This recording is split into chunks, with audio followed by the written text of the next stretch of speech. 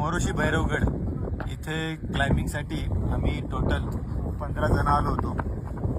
इथे आल्याच्या नंतर ना गर्दी खूपच पाहायला मिळाली.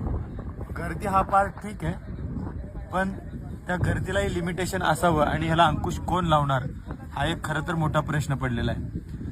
त्या गर्दीबरोबर आपण ज्या ॲक्टिव्हिटी करायला येतो त्या ॲक्टिव्हिटी आपण किती काळजीपूर्वक करतो हे कदाचित येणाऱ्या कुणालाही माहीत नसावं. आणि जे कोणी इथं ऑर्गनाईज करतात किंवा ऑपरेट करतात त्यांनी काय पद्धतीने हे ऑपरेटिंग होतंय हे आपणच पाहू शकता.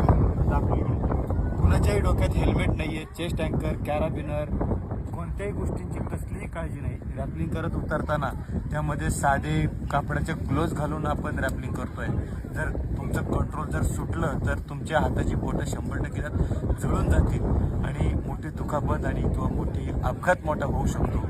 तर आपण कुणाबरोबर जातोय, कसं जातोय, कोणत्या ठिकाणी जातोय